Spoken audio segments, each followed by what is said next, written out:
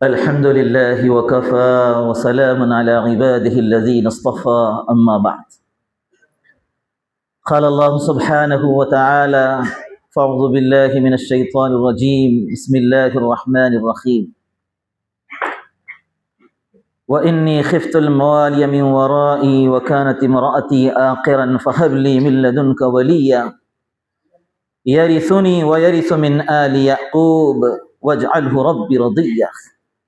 وقال تعالى: شهد الله أنه لا إله إلا هو والملائكة وأولو العلم. وعن عثمان بن عفان رضي الله عنه قال رسول الله صلى الله عليه وسلم: خيركم من تعلم القرآن وعلمه. رواه الإمام البخاری فی صحیحہ. سب سے پہلے میں مبارکباد دوں مولانا اظہر صاحب، مولانا محسن صاحب، مولانا مبین صاحب، مولانا منور صاحب اور ان کی پوری ٹیم، جو ڈاکٹرز، ٹیچرز اور اس ادارے کا تعاون کرنے والی ہے. اور آپ بھی مبارکباد ہیں. میں آپ کو بتاؤں گا آپ کیوں مبارکباد ہیں. اس لیے کہ آپ کا تعلق علم سے ہے، آپ کا تعلق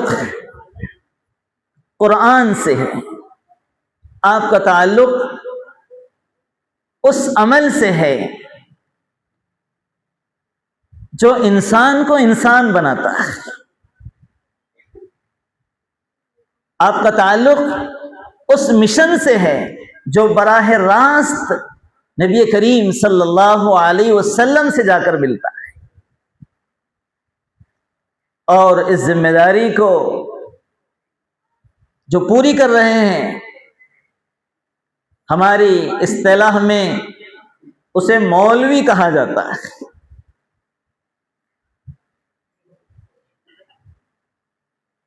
مولوی کی اہمیت اگر آپ کو پتہ کرنا ہے تو آپ اس معاشرے میں جائیے جہاں مولوی حضرات نہیں ہیں. آپ یورپ میں جائیے یا وہاں جائیے جہاں پر نہیں ہے، تو ان کے پاس سب کچھ ہے. ان کے پاس ٹیکنالوجی ہے، ان کے پاس ایٹم بم ہے. فی گھنٹہ 600 کلومیٹر رفتار سے چلنے والی بلٹ ٹرین ہے. ان کے پاس خلا میں سفر کرنا اور اس کے ذرائع، سمندر کا سینہ چیرنا اور اللہ کے خزانوں کو کھنگال کے باہر نکالنا، عیش و آرام، دنیا بھر کے وسائل ہیں. ان کے پاس نہیں ہے تو مولوی نہیں ہے، ان کے پاس نہیں ہے تو علم نہیں ہے. تو اس کے نتیجے میں جانتے ہو کیا ہوا؟ پورا شیرازہ بکھر گیا. اخلاقی پستی آپ دیکھیے. انہیں کوئی بتانے والا یہ نہیں ہے جو آپ کو بتاتا ہے کہ الجنت تحت اقدام الامہات. ان کو یہ بتانے والا نہیں ہے کہ والدین کو اف مت کہو. ان کو بتانے والا نہیں ہے خیر خواہی کیا ہوتی ہے، محبت کیا ہوتی ہے، رواداری کیا ہوتی ہے، پڑوسیوں کے کیا حقوق ہوتے ہیں. یہ کون بتاتا ہے؟ یہ طبقہ جو آپ کے سامنے بیٹھا ہے یہ بتاتا ہے. اس کی وجہ سے، اس طبقے کی وجہ سے، ان پڑھنے پڑھانے والوں کی وجہ سے الحمدللہ الحمدللہ ہمارے معاشرے کے اندر ابھی بھی یہ اخلاق اور یہ قدریں باقی ہیں جو وہاں نہیں ہے. ان کو تو یہ بھی نہیں معلوم ابھی کہ نکاح کیا ہے. وہ تو کلچر ہے تو چل رہا ہے کسی حد تک، ورنہ قدریں پامال ہیں. وہاں باپ کا پتہ نہیں، وہاں ماں کا پتہ نہیں، شیرازہ بکھرا ہوا ہے۔ اس لیے اللہ نے ہم سب کو اس تحریک سے جوڑا ہے پڑھنے پڑھانے کی، تو یہ ہمارے لیے بہت مبارک بادی والا عمل ہے، آپ کے لیے بھی اور ان کے لیے بھی، اس لیے کہ ہم جو ہیں ہمیں بھی حیوان کہا جاتا ہے، حیوان ناطق کہا جاتا ہے، ہم جو ہے مہذب حیوان ہیں، اور ایک حیوان وہ طبقہ ہے، دونوں میں فرق ہے۔ فرق کیا ہے؟ اللہ نے جو دوسری مخلوق جنہیں ہم حیوان کہتے ہیں، حشرات کہتے ہیں، چوپائے کہتے ہیں، ان کو جو بنایا ہے وہ اپنی فطرت پر قائم ہے، جیسے بنایا ویسے ہے۔ اعطى كل شيء خلقه ثم هدى۔ اللہ نے شہد کی مکھی کو ذمہ داری دے دی ہے کہ وہ پھلوں کا رس چوستی ہے اور چھتا بناتی ہے، اور وہاں پہ اس کے انڈے بچے ہوتے ہیں اور اس میں شہد بنتا ہے، یہ اس کی ذمہ داری ہے۔ بکری چارہ کھاتی ہے، شیر گوشت کھاتا ہے، سانپ کا کام ڈسنا ہے۔ اب پابندیاں جو ہیں جنگلی جانوروں پر عائد نہیں ہوتی ہیں، اب سانپ کو سزا نہیں دی جائے گی جہنم میں جانے کی کہ تو نے فلاں کو ڈسا تھا اور مر گیا۔ شیر سے ہی نہیں کہا جائے گا کہ تو نے جو ہے وہ جنگل میں پورا جو ہے طوفان برپا کر رکھا تھا اور جانوروں کی اور جانیں لیتا تھا، ان کا گوشت کھاتا، وہ مکلف نہیں ہے۔ مکلف حضرت انسان، ہم مکلف ہیں۔ کیوں مکلف ہیں؟ اس لیے کہ ہمارے اندر وہ مادہ ہے صفات کا، اچھی صفات کا، عمدہ صفات کا مادہ ہے، اور اسی چیز کو قرآن نے کہا ہے وَيُزَكِّيهِمْ۔ نبی کی بعثت اس لیے ہوا کرتی تھی کہ وہ انسان کو انسان بنا۔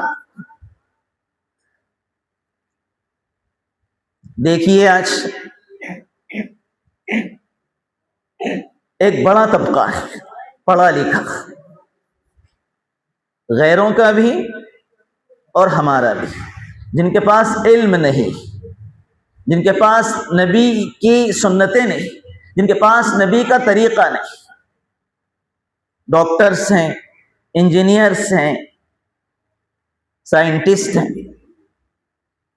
ابھی پچھلے مرتبہ ایک رپورٹ سنی تھی، بڑے جو ہاسپٹلز ہمارے ہندوستان میں جہاں پر 50% سے زیادہ فرضی آپریشن کیے تھے، 50% سے زیادہ، کائیں کے لیے؟ پیسوں کے لیے، انسانیت نہیں۔ بہترین کپڑے، سفید کپڑے پہنے ہوئے ہیں، بہترین کوٹ سوٹ میں ہیں، لیکن اندر جو ہے وہ حیوانیت پنپتی ہے، بھیڑیے سے بھی زیادہ اور شیر سے بھی زیادہ درندے ہیں۔ ان کے پاس علم نہیں، ہمارے پاس علم ہے۔ یزکیہم، یہ تزکیہ کرنا مطلب ان کو نکھارنا، ان کو بنانا، انسان کے اندر انسانیت پیدا کرنا۔ اس لیے اللہ کے رسول نے ناز کیا ہے، انما بعثت معلما، بطور ناز کے فخر کے آپ نے کہا ہے مجھے معلم بنا کر بھیجا گیا ہے۔ یہ جو آپ کے سامنے بیٹھے ہیں یہ کوئی چھوٹا موٹا شرف نہیں ہے، بہت بڑا ہے، درہم و دینار سے اس کا مقابلہ نہیں کیا جا سکتا۔ اور پھر میں نے ایک آیت پڑھی تھی شروع میں، شہد اللہ انہ لا الہ الا، سب سے بڑی گواہی دنیا کی، سب سے بڑی گواہی وہ ہے لا الہ الا اللہ، سب سے بڑی گواہی۔ اور اس گواہی کے مقابل میں دنیا کی بڑی بڑی طاغوتی شیطانی طاقتیں جو اپنے دلائل اور اپنے جنب غفیر اور اپنی طاقت کے جھونک رہی ہے، اس دلیل کو، اس گواہی کو ختم کرنے کے لیے۔ تو گواہی کیا ہے؟ لا الہ الا اللہ۔ گواہی کون دے رہا ہے؟ شہید اللہ اللہ گواہی دے رہے ہیں. تھوڑی توجہ دیجئے گا. اللہ جب گواہی دے رہا ہے تو کسی کی گواہی کی ضرورت ہے؟ ضرورت نہیں. اور اللہ نے اپنا ذاتی نام یہاں پر استعمال کیا ہے، صفاتی نام نہیں استعمال کیا، ذاتی نام استعمال کیا. تو حضرت آدم سے لے کے آج تک جو سب سے بڑی گواہی ہے وہ یہی ہے، لا الہ الا اللہ.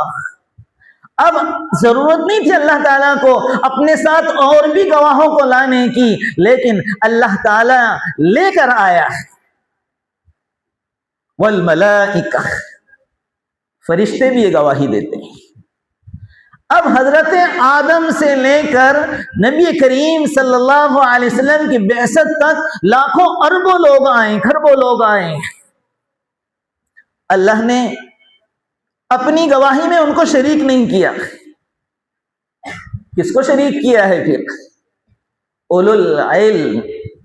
اولو العلم، علم والوں کو اپنے ساتھ شریک کیا ہے. جہاں اللہ گواہی دیتا ہے، جہاں فرشتے گواہی دیتے ہیں، وہاں اللہ نے یہ بتایا کہ میں علم والوں کو وہ عظمت دیتا ہوں، اور میری نظروں میں ان کی وہ بلندی ہے، وہ رفعتیں ہیں، اور وہ ان کے نام ہیں کہ اپنے نام کے ساتھ ان کے نام کو جوڑتا ہوں. آپ کا وہ مقام ہے، آپ کا وہ مرتبہ ہے. علم. حضرت آدم کو فرشتوں پر جو تفوق دیا گیا، جو برتری دی گئی، جو فضیلت دی گئی، وہ کاہے کی بنیاد پر؟ وہ علم کی بنیاد پر. وعلم آدم الاسماء كلها. اللہ نے سکھایا وہ نام جو فرشتوں کو معلوم نہیں تھے. فرشتے بے بس ہو گئے، ہم کو نہیں معلوم. اللہ نے کہا کہ آدم چلو بتاؤ ان کو. تو وہاں بھی جو برتری ملی اور جو سجدے کا حکم دیا گیا فرشتوں کو، جو مسجود ملائکہ بنے، وہ علم کی بنیاد. اتنا بڑا آپ کا مقام و مرتبہ. اور ہمارے علماء کرام اور آپ بھی ماشاءاللہ قرآن پڑھتے ہیں. سورہ نمل بھی آپ نے پڑھی ہوگی اور پڑھتے ہوں گے. کیا کہا تھا ایک چوٹی نے؟ یا ایھا النمل ادخلوا مساکنکم لا یحطمنکم سلیمان وجنودہ وهم لا یشعرون. 9 میل دور سے ایک چوٹی نے اپنی سہیلیوں سے، اپنی ہمجولیوں سے کہا، ابھی سلیمان علیہ السلام کا لشکر 9 میل دور ہے، 3 فرسخ.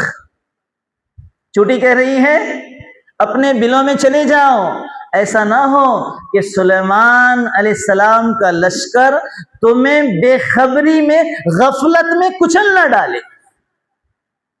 امام رازی نے لکھا ہے کہ اللہ تعالیٰ نے اس چونٹی کو قیامت تک کے آنے والی چونٹیوں کا سردار بنا دیا. کیوں بنا دیا؟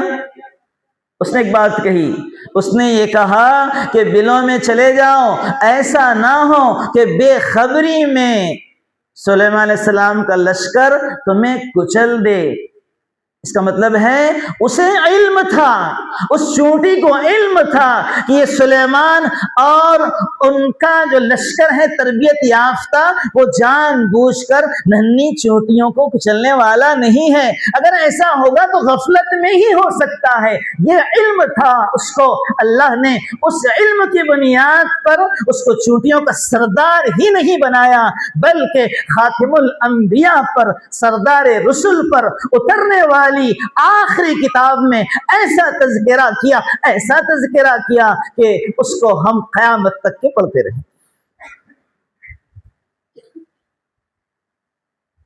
یہ کس کا عالم ہے؟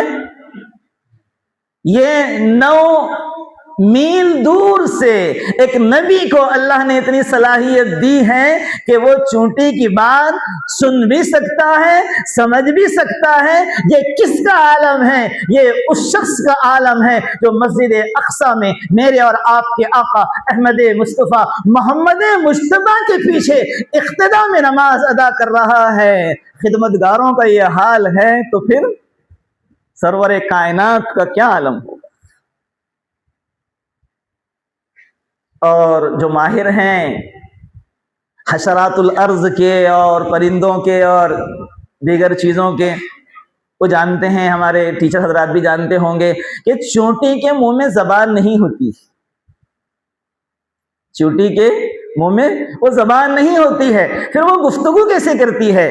آپ نے دیکھا ہوگا اس کے جو منہ کے اوپر دو ایک بہت باریک سے بال ہوتے ہیں، دو، ایک اس طرف ایک اس طرف، ایسے دو بال ہوتے ہیں۔ جب وہ اپنی ہمجولیوں کو کوئی میسج دینا چاہتی ہیں، پیغام دینا چاہتی ہیں، تو اس کو رگڑتی ہے۔ بچپن میں بچے غور کرتے تھے ایسا، بڑے ہونے کے بعد نہیں کرتے، اب غور کیجئے گا کسی وقت، جب ان کی وہ ایک لائن ہوتی ہے نا، ایک قطار، تو وہ دونوں رگڑتی ہیں اس کو، اور رگڑ سے جو آواز پیدا ہوتی ہے، اور اتنی لطیف آواز ہوتی ہے کہ اگر ہمارے کان کے پردے پر بھی رکھ دی جائے تو ہم کو سنائی نہیں دے گا، لیکن اللہ نے اپنے نبی کو سنایا 9 میل دور سے۔ علم کی فضیلت، اللہ نے چوٹی کو،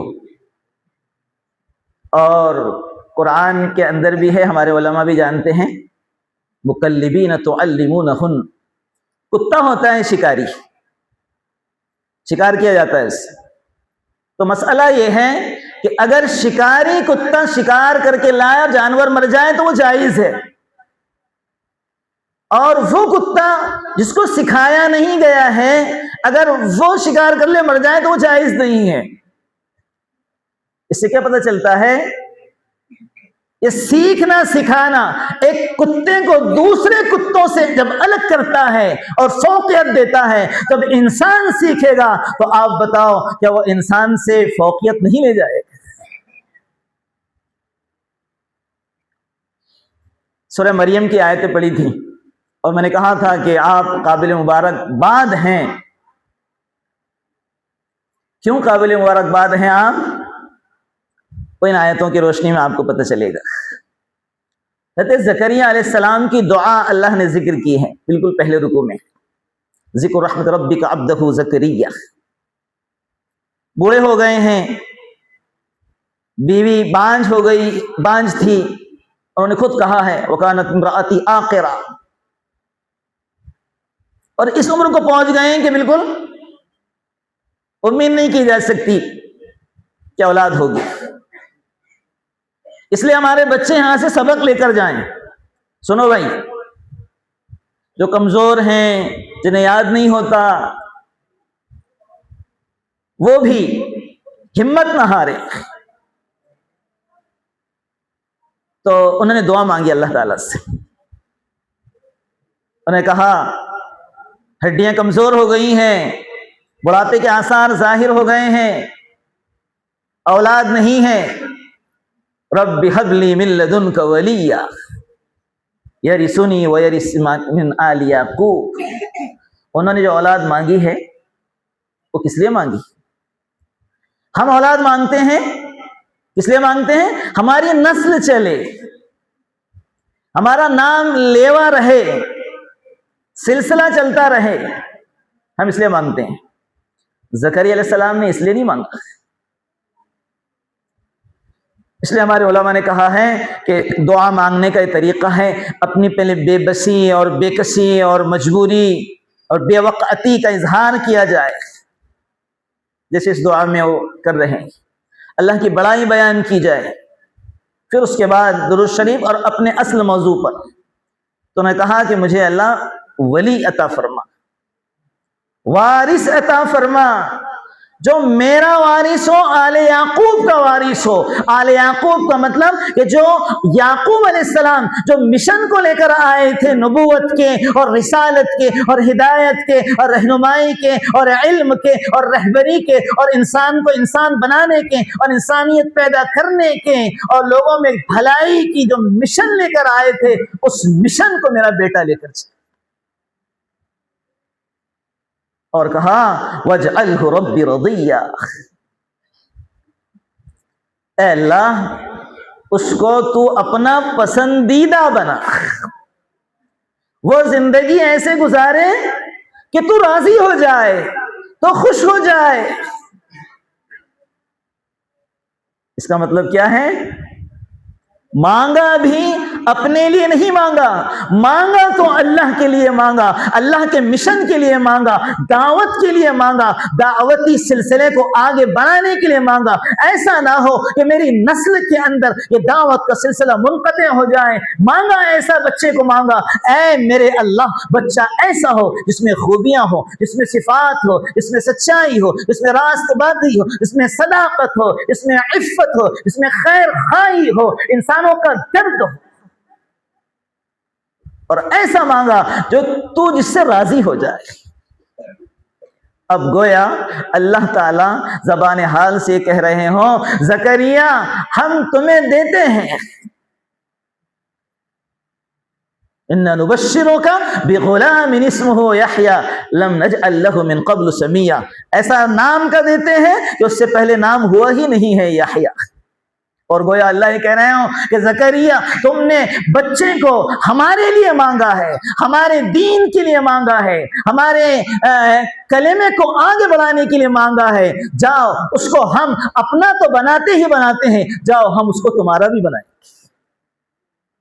آج کیا ہوتا ہے، ہم بچوں کو مانگتے ہیں اپنے لیے، خوب محبتوں سے پلاتے ہیں، بڑھاتے ہیں، اور آگے چل کے کیا ہوتا ہے، یہ تو ایک عام مثال ہو گئی، 4 ہیں 5 بیٹے ہیں، لیکن ان ماں باپ کا چولہا الگ چل رہا ہے۔ اگر اللہ کے لیے مانگا ہوتا تو گویا اللہ نے یہ کہہ دیا کہ جا تو نے اپنے لیے مانگا ہے تو ہم تیرے حوالے کرتے ہیں اور تیرا بھی ہونے نہیں دیتے اس کو۔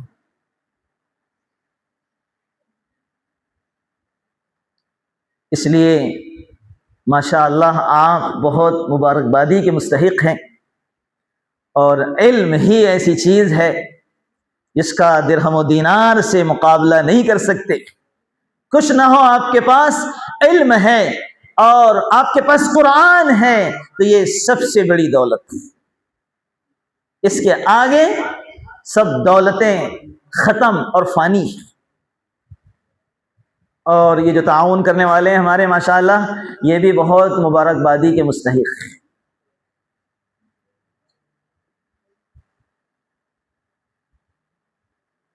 حدیث میں آتا ہے فما لنا من شافعین ولا صدیق حمیم،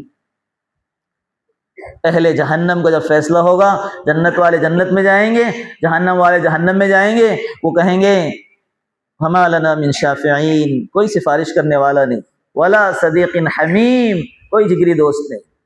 علماء نے کہا ہے اس لیے کہتے ہیں نیک لوگوں سے دوستی رکھا کرو، اور ان سے بہتر تو کوئی بھی نہیں ہوگا۔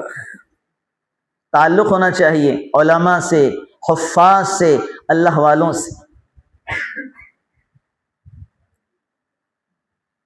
انشاءاللہ قرآن سے محبت، اہل قرآن سے محبت، اہل علم سے محبت، انشاءاللہ ان کم سے کم درجے میں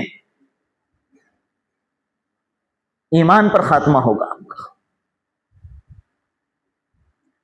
ایک دوست جنت میں جائے گا، اس کے بارے میں فیصلہ ہوگا، وہ جنت میں جائے گا اور رک جائے گا، اس سے فرشتے کہیں گے بھائی آگے بڑھتا نہیں، دروازہ کھلا ہے، وہ کہے گا نہیں، وہ جو میرا دوست ہے اس کے بارے میں جہنم کا فیصلہ ہو گیا ہے، دل نہیں چاہ رہا ہے میرا کہ اس کے بغیر جائے۔ اب کیونکہ جنت میں جائے گا وہاں تو غم ہے ہی نہیں، وہاں تو ٹینشن ہی نہیں ہے، وہاں تو ہر وہ چیز ملے گی جو چاہیں گے، اللہ تعالیٰ اس کی اس خواہش کو پورا کرے گا، جہاں ہاتھ پکڑ کر لے جائے اسے جنت میں داخل۔ اس چیز کو قرآن نے کہا ہے فما لنا من شافعین ولا صدیق حمیم، دوستی رکھنا ہے ان سے رکھو، محبت رکھنا ہے ان سے رکھو، پیسے خرچ کرنے کا سب سے بہترین مصرف ان کے علاوہ دوسرا نہیں ہو سکتا۔ تو بہت قابل مبارکباد ہیں آپ بھی ماشاءاللہ کہ جو ان کو نوازتے ہیں، وہ سب لوگ جو ابھی نام لیا گیا اور جو خدمت کرتے ہیں فری میں، وہ بھی چاہے وہ گوشت والے ہوں، چاہے سبزی والے ہوں، چاہے وہ توس والے ہوں، چاہے وہ ہمارے جو ہیں وہ ان کے بال کترنے والے، بال نہیں کترتے ہیں وہ نیکیاں سمیٹ رہے ہیں بالوں کی شکل میں۔ اور یہ عملہ بھی ماشاءاللہ بہت مبارکباد کا مستحق ہے کہ بغیر معاوضے کے، بہت بڑی بات تھی، اور انسانوں کو انسان بنانا اس سے بڑا جو ہے وہ کوئی کام نہیں۔ اس لیے مولانا علی میں رحمۃ اللہ علیہ فرماتے تھے اپنے بچوں کو ایک تو عربی زبان ضرور سکھاؤ، قرآن انہیں سکھاؤ، اور دوسری زبان جو ہے وہ اردو انہیں سکھاؤ۔ اس لیے ہمارے انگریزی میڈیم کے جو بچے ہیں اور یا ان کے سرپرست ہیں، ان سے درخواست ہے کہ بچوں کو اردو بھی ضرور آنا چاہیے۔ یہ اردو ہماری دینی زبان بن گئی۔ علی رحمۃ اللہ علیہ کا قول آپ کو بتایا، عربی زبان اور اردو زبان یہ دونوں ان کو پڑھتے اور پڑھاتے آنا چاہیے۔ تو اللہ تعالیٰ نے ماشاءاللہ اس مشن سے جوڑا ہے۔ تو میں جو کہہ رہا تھا کہ آپ مبارکبادی کے مستحق ہیں، وہ جو زکریا علیہ السلام کی دعا ہے وَاجْعَلْهُ رَبِّ رَضِيًّا، اے اللہ تو اس کو اپنا پسندیدہ بنا۔ تو گویا آپ کے والدین نے یا آپ کے والدین میں سے دونوں میں سے کسی نے یا آپ کے سرپرستوں نے اس آیت کی روشنی میں، زکریا علیہ السلام کی دعا کی روشنی میں آپ کو بھی اس مشن سے جوڑا ہے جس میں آپ جس پر چل کر جو ہے اللہ کے پسندیدہ بنے۔ اس لیے جو ہے علم جو حاصل ہوتا ہے، وقت تو نہیں ہو رہا مولانا، بات ختم کر دیں۔ ایک بات یاد آ گئی، علم جو ہے اہل علم سے حاصل ہوتا ہے، علم اہل علم سے حاصل ہوتا ہے۔ اس لیے کہ اللہ کے نبی صلی اللہ علیہ وسلم ارشاد فرمایا من یرد اللہ خیرا یفقہہ فی الدین، تفقہ فی الدین لیتفقہ فی الدین۔ یہ تفقہ فی الدین کیا ہوتا ہے؟ دین کا کس وقت کیا تقاضا ہے۔ آج کل جو ہے نا وہ علم، بہت سارے لوگ یوٹیوبر علم والے ہو گئے، جن کا کوئی استاد نہیں، ان کا کوئی سرا نہیں، بس لڑکتے پتھر کی طرح ہیں۔ ایک بڑا طبقہ ہمارا جو ہے ادھر جا رہا ہے، جن کا کوئی استاد نہیں، اور جو ان کے استاد ہیں ان کا کوئی استاد نہیں، تو وہ گمراہی کی طرف جا رہا ہے۔ تو اساتذہ ضروری ہے، کتاب اللہ کے ساتھ رجال اللہ ہے، جی یہ بہت ضروری ہے۔ تو تفقہ جو ملتا ہے وہ رجال اللہ سے ملتا ہے، وہ اساتذہ بزرگوں کی صحبت سے ملتا ہے۔ ایک مثال آپ کو دوں جو مولانا اشرف علی تھانوی نے اس کو بیان فرمایا ہے۔ ایک زمانے میں، جیسے ابھی ہوا چل رہی ہے گھر واپسی کی، تو ایک زمانے کے اندر 30-40 سال پہلے غالباً ایک تحریک چلی تھی شدی، تو وہاں پر اسی طرح کا ماحول تھا، مسلمانوں کو مجبور کیا جا رہا تھا،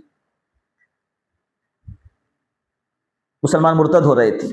تو مولانا کو پتہ چلا کسی بستی میں کہ وہاں مسلمانوں کا دینی حالت اچھی نہیں ہے اور ارتداد کے دہانے پر مرتد نہیں ہوئے، بالکل قریب ہیں بس۔ تو وہاں پر گئے حضرت اور ان کو شکایت کی، شکوہ کیا کہ بھائی آپ سنا ہے کہ آپ نے اسلام ایمان چھوڑ دیا اور مرتد ہو گئے ہیں۔ تو وہ کہنے لگے نا جی نا، ہم مرتد تھوڑی ہوئے ہیں، ہم تو تعزیہ اٹھاتے ہیں، ہم تو تعزیہ اٹھاتے ہیں۔ تو حضرت نے کہا ان سے ٹھیک ہے جی، بہت اچھی بات ہے، تعزیہ اٹھا۔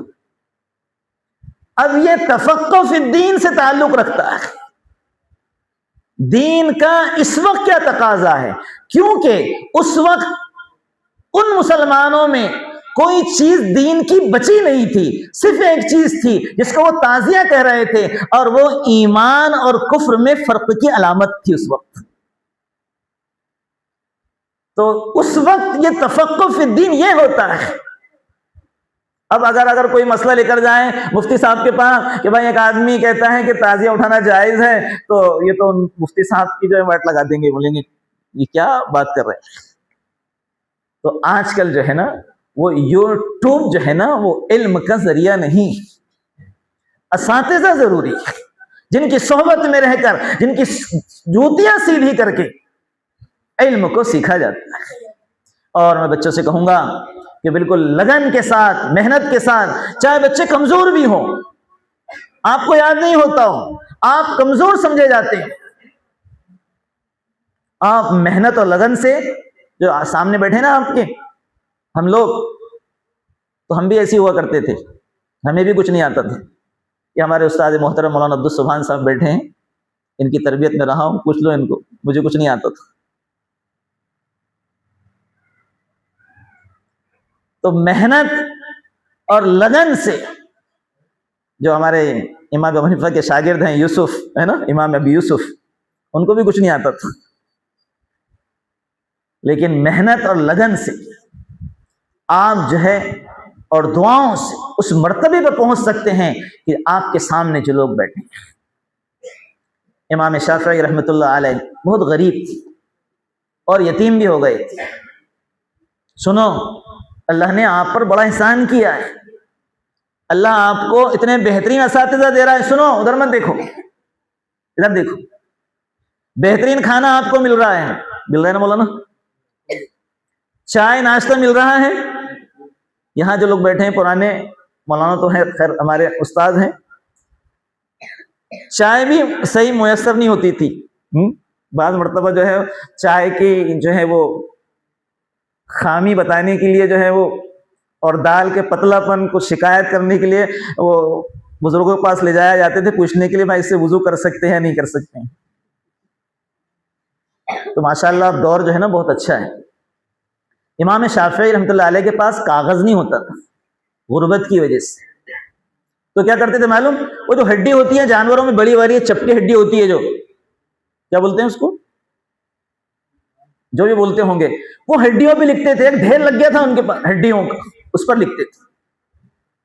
تو ایک مرتبہ حج کے لیے مکہ گئے، ایک بزرگ سے ملاقات ہوئی، تو بزرگوں نے کہا کہ میری دعوت قبول کر لو. کہا ٹھیک ہے چلو آپ کی دعوت قبول ہے. انہوں نے اپنا جو بھی گٹھری رہی ہوگی تھیلا وہ کھولا، اس میں سے سو کے ٹکڑے نکالے اور رکھ دیا سامنے حضرت امام شافعی رحمۃ اللہ علیہ. تو وہ کھانے لگے. تو وہ بزرگ کہنے لگے کہ لگتا ہے تم قریشی ہو. کہا کہ آپ نے کیسے کہا میں قریشی ہوں؟ تو اس بزرگ نے کہا کہ قریشی دعوت قبول کرنے میں بھی بہت بے تکلف ہوتے ہیں اور دعوت دینے میں بھی بہت بے تکلف ہوتے ہیں. یعنی وہ ٹکڑوں میں، اگر ہمارے پاس کوئی ٹکڑے لے آئے آج، بھائی آپ کی دعوت ہے، بتاؤ کوئی کھائے گا؟ کیونکہ ہم کو عادت اتنی اچھی کھانوں کی پڑی ہوئی ہے نا. تو بہرحال تو وہ مدینے سے آئے تھے بزرگ. تو امام شافعی نے پوچھا کہ وہاں امام مالک ہے، اور ان سے اپنی محبت کا اظہار کیا. تو وہ بزرگ سمجھے کہ بھائی یہ نوجوان جو ہے ملاقات کا شوق رکھتا ہے اور اس کے پاس وسائل نہیں ہے. تو انہوں نے کہا کہ ہمارے ساتھ مدینے سے جو قافلہ آیا تھا اس میں ایک صاحب کا انتقال ہو گیا ہے. اب جو اس کے رشتہ دار ہیں ان کے پاس ایک سواری ہے ایکسٹرا، اور اس سواری پہ تم چاہو تو میں بات کروں، تم اس سواری پہ تم کو لے کر چلتے ہیں. تو امام شافعی تیار ہو گئے کیونکہ شوق تھا امام مالک سے ملنے کا. تو کہتے ہیں کہ وہ سواری پہ سوار ہوئے اور ان کو جانے میں 16 دن لگے، وہاں پہنچنے میں مکے سے مدینہ. ان 16 دنوں میں انہوں نے 16 مرتبہ قرآن پڑھا. ہم تو عمرے کو بھی جاتے ہیں تو ایک بھی نہیں ہوتا. بہرحال وہاں پر گئے، میں مختصر کر رہا ہوں بس بات ختم. تو غالباً فجر کا وقت رہا ہوگا، امام مالک جو ہے وہ درس دے رہے تھے.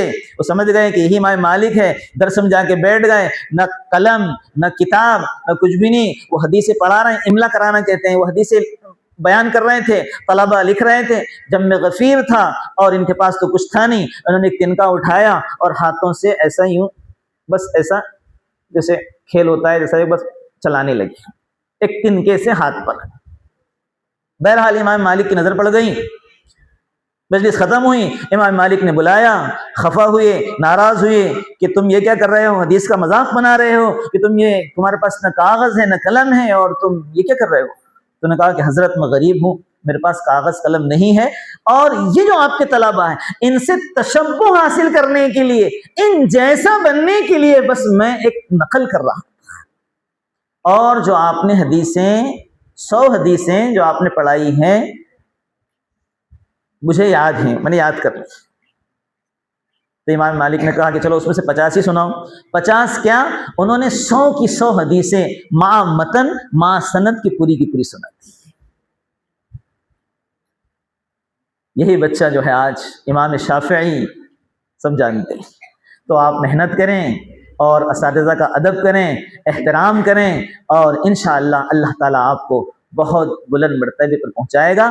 میں پھر مبارکباد دیتا ہوں ایک بار مولانا اظہر صاحب اور ان کی جو پوری جو ہے ٹیم کو، اور ان کی جو ہے اور دوسرے جو اساتذہ ہیں ان کو بھی، کہ یہ اپنا پیسہ بہت بہتر جگہ خرچ کر رہے ہیں. اللہ تعالیٰ جزائے خیر دے ان کو، ان کی عمروں میں برکت عطا فرمائیں، جان میں مال میں برکت عطا فرمائیں، اولاد میں برکت عطا فرمائیں. جو صاحب اولاد ہو مزید برکت عطا فرمائیں، جو نہ ہو اللہ انہیں اولاد عطا فرمائیں، اور اولادوں کو سکون، چین، اطمینان نصیب فرمائیں، دین کا داعی، دین کا مجاہد بنائیں. وآخر دعوانا ان الحمد للہ.